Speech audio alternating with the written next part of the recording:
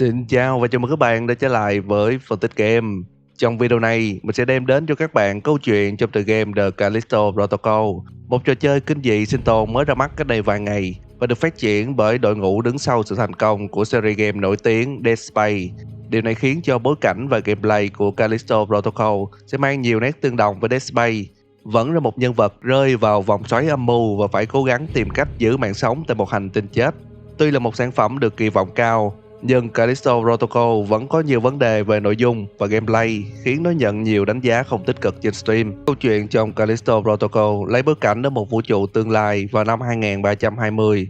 Công nghệ của nhân loại đã phát triển tiên tiến giúp họ có thể dễ dàng di chuyển giữa các hành tinh. Với lợi thế đó, các quốc gia hợp tác cùng với những tập đoàn bán quân sự bắt đầu giành quyền kiểm soát và lập thuộc địa khắp nơi trong dải ngân hà. United Jupiter Company, gọi tắt là UJC, một công ty có trụ sở tại Chicago đã nắm quyền kiểm soát vài mặt trăng xoay quanh sao Mộc, và tại mặt trăng Callisto, UJC đã xây dựng nên nhà tù Black Iron. Không lâu trước các diễn biến trong trò chơi, một vụ thảm sát đã xảy ra ở mặt trăng Europa. Theo giới truyền thông thì kẻ đứng sau hành động này là Danny Nakamura, chỉ huy của tổ chức khủng bố Outway. Nhân vật chính của chúng ta là Jacob Lee, một tay buôn lậu đồng hành với người đồng nghiệp Max Barrow. Họ đang thực hiện chuyến bay cuối cùng là chở một kiện hàng vật tư y tế bay hai chiều từ Callisto đến Europa theo lệnh của công ty UJC. Max tỏ ra khá lo lắng do gần đây xảy ra nhiều hoạt động khủng bố trên tuyến đường của họ. Sau khi nhận được thông báo hệ thống về dấu hiệu lạ trong khoang chứa hàng và yêu cầu Jacob đi kiểm tra. Bên dưới khoang chứa, Jacob nhìn thấy một nhóm người vũ trang đã xâm nhập vào tàu và có vẻ chúng đang tìm kiếm thứ gì đó. Jacob nhận ra đây là nhóm khủng bố Outway và tìm cách chặn đường chúng khỏi khoang điều khiển. Danny, thủ lĩnh của nhóm khủng bố cũng ở đó. Cô ta dùng súng bắn vỡ kính cường lực khiến áp suất trong khoang tàu đảo lộn. Jacob và Max cố gắng điều khiển con tàu và yêu cầu hỗ trợ từ trung tâm kiểm soát, nhưng họ vẫn không thể ngăn chặn việc con tàu rơi vào bề mặt của hành tinh Callisto. Tỉnh lại sau vụ va chạm, Jacob kiểm tra tình hình của Max thì phát hiện anh ta đã chết do bị thương quá nặng. Từ bên ngoài, một nhóm người máy đi cùng với một người đàn ông lạ mặt tiến vào khoang điều khiển. Người này nói rằng anh ta đến từ đội an ninh của nhà tù Black Iron. Đội an ninh sau đó cũng bắt được thủ lĩnh khủng bố Danny. Jacob vô cùng tức giận vì cô ta là người đã gây ra mọi chuyện. Người đàn ông sau khi nhận được cuộc gọi thì ra lệnh áp giải cả Jacob về Black Iron. Người này sau đó giới thiệu là chỉ huy Ferris, và Jacob lúc này đã là một tù nhân thuộc quyền kiểm soát của nhà tù. Jacob cố gắng giải thích rằng anh chỉ là một nạn nhân trong vụ tấn công của nhóm khủng bố. Tuy vậy, Ferris vẫn không hề quan tâm vì ông ta chỉ làm theo lệnh của quản lý nhà tù Duncan Cole. Jacob sau khi bị áp giải đến nhà tù Black Iron thì gặp được bác sĩ Kathleen Mailer. Bà ta thông báo rằng do anh là tù nhân của nhà tù nên từ lúc này Jacob sẽ được liên kết với một thiết bị theo dõi. Ngay sau đó, bà ta gắn thiết bị lạ này trực tiếp vào sau gáy của Jacob và liên kết với tủy sống của anh. Quá trình liên kết vô cùng đau đớn khiến Jacob bất tỉnh ngay sau đó. Tỉnh lại và nhận ra mình đang trong buồng giam, Jacob bất ngờ khi biết rằng Black Iron đang trong tình trạng phong tỏa. Bước ra khỏi phòng giam, Jacob nhìn thấy toàn bộ khu nhà tù được bao phủ bởi lửa và tro bụi, cùng xác chết của tù nhân và cai ngục rải rác khắp nơi. Lang thang một lúc thì một tên tù gọi Jacob. Sau khi nói chuyện, tên tù nhận ra Jacob là phi công và đề nghị anh giúp hắn thoát khỏi buồng giam. Đổi lại, hắn sẽ chỉ cho anh cách để rời khỏi đây. Tên tù giới thiệu hắn tên là Elias, đồng thời đưa cho Jacob một con dao tự chế và nói rằng anh sẽ cần đến nó để tiến vào phòng điều khiển, từ đó mới có thể mở cửa buồng giam. Jacob tiến vào phòng điều khiển và nhìn thấy vài tên tù đang đánh nhau. Do sự chú ý của chúng chuyển sang Jacob khiến anh bất đắc dĩ phải giết chúng. Ngay sau đó, Jacob phải chạm mặt với một tên tù khác, nhưng đặc biệt là cơ thể của hắn bị biến đổi, trở thành một sinh vật quái dị và vô cùng hung hãn. Sau khi đánh gục nó, Jacob mở cửa phòng giam và quay lại chỗ Elias. Anh kể về sinh vật kỳ quái mà mình đã chạm mặt. Elias nói rằng có thể Jacob đã nhìn lầm, nhưng điều quan trọng là họ vẫn bị chặn bởi cánh cửa. Elias đề nghị Jacob tìm cách đến phòng quan sát thông qua hệ thống thang máy và họ sẽ gặp nhau ở đó. Elias sau đó đã kết nối hai chiều với thiết bị theo dõi sau gáy của Jacob, biến nó thành một bộ đàm để họ có thể giao tiếp với nhau. Jacob khởi động thang máy nhưng hệ thống đã gặp trục trặc khiến thang máy không đưa anh lên tầng trên mà lại di chuyển xuống dưới. Elias nói rằng Jacob vẫn có thể đến được tháp quan sát từ khu vực đó, nhưng anh phải đi lên từ một thang máy khác. Đi được một đoạn thì Elias nói với Jacob rằng anh ta đã tin những sinh vật quái dị mà Jacob chạm mặt là có thật, và Elias đã phải giết một người bạn của anh ta sau khi người này biến thành quái vật. Jacob cuối cùng cũng đến được thang máy để di chuyển lên trên. Anh nhìn thấy một người máy an ninh tàn sát hai tên tù một cách dã man. Elias thông báo rằng hệ thống an ninh đã được khởi động lại, nhưng nó vẫn bị trục chặt. Vì vậy, bọn người máy chỉ có thể truy lùng những mục tiêu nằm trong tầm nhìn của chúng, nên Jacob vẫn có thể di chuyển miễn là đừng để chúng nhìn thấy.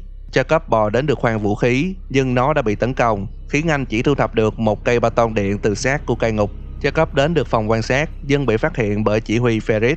Hắn bắt đầu suy nghĩ về lý do tại sao mà Duncan muốn Jacob sống, và nghi ngờ anh là kẻ đứng sau sự hỗn loạn của Black Iron. Jacob nhanh trí mở cửa cho bọn quái vật từ bên ngoài tràn vào tấn công Ferris, và kết quả là hắn đã bị kéo xuống đáy nhà tù. Jacob sau đó gặp lại Elias. Anh ta đưa cho anh một thiết bị có công dụng như một khẩu súng đa chức năng. Tiếp tục kế hoạch trốn thoát, Elias nói rằng anh ta có quen một hacker có khả năng gọi tàu đến từ trạm không gian, nhưng vấn đề là tên tù này bị nhốt ở trong khu biệt giam với mức độ an ninh rất cao. Elias đề nghị Jacob hãy đến đó và anh ta sẽ hỗ trợ từ phòng điều khiển. Jacob tiến vào khu biệt giam. Tại đó anh thấy xác của cai ngục treo đầy trên trần, và những con quái vật cũng trở nên vô cùng hung bạo. Jacob tìm thấy xác của một cai ngục và tịch thu được găng tay trọng lực của hắn. Sau đó anh tiếp cận phòng biệt giam của tay hacker, nhưng nhận ra không có ai ở đó. Đột nhiên Jacob bị tấn công và nhốt vào bên trong. Lúc này anh mới nhận ra tên hacker mà Elias đề cập chính là Danny, thủ lĩnh của nhóm khủng bố, đồng thời là nguyên nhân chính khiến anh bị đưa vào Black Iron. Elias cố gắng giải thích cho Danny rằng anh ta rất am hiểu nhà tù này, và nếu cả ba cùng hợp tác, họ sẽ rời khỏi đây an toàn. Danny không đồng tình và rời đi một mình, đồng thời không quên khuyên Elias đừng tin tưởng vào Jacob vì anh ta là một kẻ gian xảo.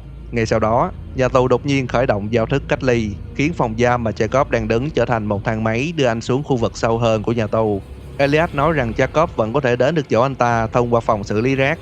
Khi đến nơi, Jacob liên lạc với Elias. Anh ta tiếp tục hướng dẫn Jacob di chuyển đến khu vực mái vòm, và ở đó họ sẽ lên tàu điện để đến bãi đáp. Do Elias đã từng làm việc ở nhà tù này trước đây, và anh ta đã để lại vài bản ghi chú để dẫn đường, Elias đã tải một phần mềm vào thiết bị theo dõi sau gáy của Jacob và giúp anh có thể nhận được tín hiệu khi ở gần chúng. Jacob tiếp tục một mình đi qua khu vực xử lý chất thải. Trong quá trình đó, anh cũng bị truy lùng bởi những con quái vật có kích thước to hơn những sinh vật mà anh đã chạm trán ở khu vực trên. Jacob gặp lại Elias. Anh ta nói rằng những con quái vật có vẻ đang dần tiến hóa, đồng thời trạm điều khiển tàu điện đã bị hỏng, nên họ cần phải bước ra ngoài để khởi động nó bằng tay. Trong lúc trang bị đồ bảo vệ, Jacob tò mò về lý do vì sao Elias lại bị giam tại Black Iron. Elias trả lời rằng anh ta đã có một quá khứ lầm đường lạc lối, nhưng Elias nhận ra tất cả đều là do anh ta lựa chọn, và anh ta phải trả giá cho những lựa chọn đó. Đột nhiên từ phía sau, đội trưởng Ferris vẫn còn sống. Hắn bất ngờ mở cửa khoang và áp suất thổi bay Elias cùng Jacob ra ngoài. Jacob sau đó đi tìm Elias trong cơn bão, nhưng không may là anh ta đã bị thương quá nặng. Không chỉ vậy, mũ bảo hộ của anh ta cũng đã bể. Elias sau đó cảm ơn Jacob vì đã giúp anh ta thoát khỏi nhà tù sau bao năm bị giam cầm. Nói xong, anh ta cũng chết dần do ngạt thở. Danny lúc này xuất hiện sau khi dò theo tín hiệu cầu cứu từ Elias. Cô ta nhanh chóng tắt thiết bị theo dõi sau gáy của Elias vì nó chứa nhiều thông tin hữu ích tại Black Iron. Đồng thời cô ta rời đi ngay sau đó và bỏ mặc cho Jacob đi bộ đến bãi đáp. Jacob tiến gần đến bãi đáp và gặp lại Danny. Cô ta yêu cầu Jacob mở một thùng hàng được cho là lấy từ tàu của anh. Jacob nói rằng đây chỉ là một thùng chứa vật tư y tế, nhưng Danny không tin điều đó. Sau khi mở thùng hàng với bên trong là vật tư y tế đúng như lời của Jacob, Danny vô cùng bất ngờ vì nhóm của cô ta đã nhận được báo cáo rằng tàu của Jacob đã chở nhiều thùng hàng đến Europa trước khi sự kiện thảm sát xảy ra. Ngay khi Jacob khẳng định anh không hề dính dáng gì đến vụ thảm sát, thì đột nhiên anh nhìn thấy một ảo giác về Max. Danny sau đó tiết lộ rằng nhóm của cô ta đã theo dấu một loại vũ khí sinh học của công ty UJC, thứ được cho là đứng sau vụ thảm sát tại Europa, và các manh mối của họ dẫn đến con tàu của Jacob. Cả hai đến được bãi đáp và nhìn thấy con tàu của họ đang tiến gần, nhưng Danny nói rằng cô ta đã mất quyền kiểm soát bảng điều khiển. Từ phía sau, hình ảnh 3 chiều của Duncan xuất hiện. Ông ta bất ngờ khi Jacob và Danny đã sinh tồn rất lâu tại Callisto, nhưng ông ta không thể để giao thức bị phá vỡ. Hệ thống phòng không kích hoạt và bắn hạ con tàu bay, cũng chính là chiếc vé cuối cùng của Jacob để thoát khỏi đây. Con tàu lao thẳng vào bãi đáp và phá hủy hạ tầng của nơi này, khiến Jacob và Danny rơi xuống dưới lòng đất. Danny sau đó phát hiện nơi họ đang đứng là thành phố Arcas, một thuộc địa cũ đã tồn tại từ lâu trước khi Black Iron được xây dựng, và tại đây họ sẽ có cách để quay lại nhà tù. Đến đây, Jacob vô cùng không đồng tình vì họ đã suýt mất mạng chỉ để thoát khỏi đó. Danny nói rằng mục đích của họ lúc này là phải tìm ra câu trả lời cho mọi chuyện. Trong lúc đi qua đống đổ nát, Jacob thấy cô ta đang tải dữ liệu từ một xác chết. Ngay sau khi rút dây chuyền dữ liệu thì Danny trở nên hoảng loạn và tấn công anh, khiến họ rơi xuống một khu vực đầy xác chết. Khi bình tĩnh lại, Danny nói rằng trong lúc tải dữ liệu ký ức, Danny đã phát hiện ra rằng 75 năm trước, thành phố Arcade này cũng đã từng xảy ra sự kiện lây nhiễm giống như Black Iron, và để che giấu điều đó, công ty UJC đã thanh trừng toàn bộ người dân thành phố bằng bom hạt nhân. Cả hai người rời khỏi tàn tích và đến được một phòng thí nghiệm từng được sở hữu bởi bác sĩ Kathleen, cũng chính là người đã gắn thiết bị theo dõi vào đầu của Jacob. Lang thang trong phòng thí nghiệm, Jacob nhìn thấy một quái vật khổng lồ. Hình ảnh 3 chiều của Kathleen giới thiệu đây là một sinh vật cổ đại được phát hiện bởi các thợ mỏ trong lúc họ đang khai thác bên dưới bề mặt Callisto. Sau khi bắn hạ con quái vật, các nhà khoa học đã phát hiện bên trong xác của nó chứa hàng ngàn ấu trùng có khả năng tiến hóa vượt bậc, và thế là họ đã thí nghiệm chúng lên cơ thể người ngay tại thành phố Arcade. Đa số người bị lây nhiễm đều trở thành quái vật điên loạn, nhưng một cá thể đặc biệt được đặt tên là đối tượng Zero. Người này bằng một cách nào đó vẫn giữ được nhận thức trong khi cơ thể bị lây nhiễm. Đối tượng Zero cũng đã bị giết trong cuộc thanh trừng, và xác của người này được lưu trữ để nghiên cứu. Jacob nhận ra nguồn tin của Danny về tàu của anh là hoàn toàn đúng, vì bên dưới thùng hàng vật tư y tế là một ngăn bí mật chứa những ống ấu trùng. Một giọng nói phát ra từ phía xa, đó chính là chỉ huy Ferris. Hắn ta vẫn sống, nhưng cơ thể thì biến dạng do bị lây nhiễm. Danny cùng Jacob đã tìm cách thoát khỏi Ferris, nhưng Danny đã bị một ấu trùng tấn công và lây nhiễm. Danny cảm nhận được cô đang dần trở thành quái vật và muốn tự sát, nhưng Jacob nói rằng họ vẫn có thể đảo ngược sự lây nhiễm nếu đến được chỗ của Duncan. Jacob sau đó bị một người máy an ninh tấn công và kéo anh quay lại điểm khởi đầu tại phòng giam. Trong lúc không biết phải làm gì, bác sĩ Kathleen đã liên lạc với Jacob và yêu cầu anh tìm đến chỗ bà ta, vì bác sĩ Kathleen là người biết cách điều chế thuốc giải cho Danny. Jacob tìm đến chỗ của Kathleen, bà ta đang điều trị cho Danny. Anh muốn biết sự thật đằng sau cuộc thảm sát tại Europa, nên Kathleen đã liên kết não của Jacob với ký ức của Danny. Bác sĩ tiết lộ cho Jacob rằng để có thể điều chế thuốc giải, anh cần phải chiết xuất máu của đối tượng Alpha, một sản phẩm của giao thức Callisto. Kathleen kể lại rằng đối tượng Zero đã xuất hiện 75 năm trước, chính là chìa khóa cho bước tiến hóa tiếp theo của loài người. Chính vì thế, Duncan đã chủ động lây nhiễm các tù nhân, dẫn đến bạo loạn, đồng thời tìm kiếm đối tượng Alpha, một đối tượng mới mang các đặc tính của đối tượng Zero. Kathleen nói thêm là Duncan chỉ là thành viên trong một tổ chức ngầm được thành lập từ hàng thế kỷ trước, và mục đích của tổ chức này là tìm kiếm tri thức nhằm dẫn dắt sự phát triển của nhân loại. Não bộ của Jacob sau đó hoàn thành liên kết ký ức của Danny. Anh được tận mắt chứng kiến điều đã xảy ra tại Europa. Jacob bàng hoàng nhận ra rằng chính anh đã biết đến sự tồn tại của những ống máu trùng trên tàu của mình, nhưng vẫn quyết định vận chuyển chúng. Sự kiện của Europa chính là kết quả cho lựa chọn của anh, và Lily, em gái của Danny, đã chết trong sự kiện đó. Jacob tiến đến phòng của Duncan. Ông ta cũng biết trước sự xuất hiện của anh. Duncan nói rằng cơ thể của con người quá yếu ớt và giao thức Callisto là bước đệm cần thiết để loài người có thể tiến hóa và sinh tồn nhằm hướng đến tương lai xa hơn ngoài vũ trụ. Duncan muốn Jacob đối đầu với chỉ huy Ferris, cũng chính là đối tượng Alpha, nhằm thể hiện sự vượt trội mà loài người sẽ đạt được sau khi tiến hóa. Ferris dễ dàng đánh bại Jacob, nhưng cơ thể của hắn biến đổi và trở thành một quái vật to lớn. Sau một hồi chiến đấu, Jacob đã giết được Ferris, đồng thời cũng lấy được thuốc giải cho Danny.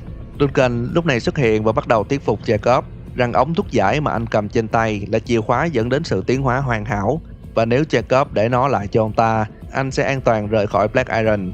Danny xuất hiện dùng súng bắn Duncan, nhưng đó chỉ là một hình ảnh 3 chiều của ông ta. Jacob quyết định bơm thuốc giải để cứu Danny, khiến Duncan khởi động giao thức tự hủy của nhà tù.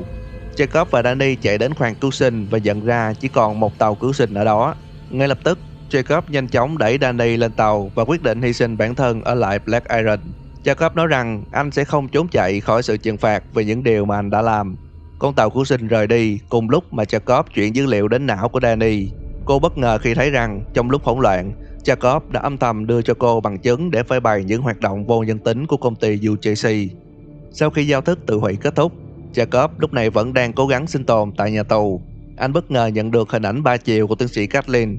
Bà ta nói rằng có thể vẫn còn cách để Jacob thoát khỏi Black Iron, nhưng bà ta sẽ cần sự giúp đỡ của anh. Đột nhiên, Ferris bằng một cách nào đó vẫn còn sống và lao đến Jacob, kết thúc câu chuyện trong The Callisto Protocol. Với kết thúc như vậy, đồng nghĩa với việc nội dung của trò chơi vẫn sẽ tiếp diễn. Và trên Twitter của nhà phát triển cũng đã xác nhận rằng họ sẽ ra mắt thêm bản DLC về cốt truyện vào mùa hè năm 2023. Và đó là toàn bộ cốt truyện của tựa game The Callisto Protocol. Các bạn thấy câu chuyện này thế nào? Hãy để lại comment bên dưới nhé. Đừng quên bỏ lại một like, share và theo dõi phân tích game. Mình là Gino và chúng ta sẽ gặp lại nhau ở video sau nhé.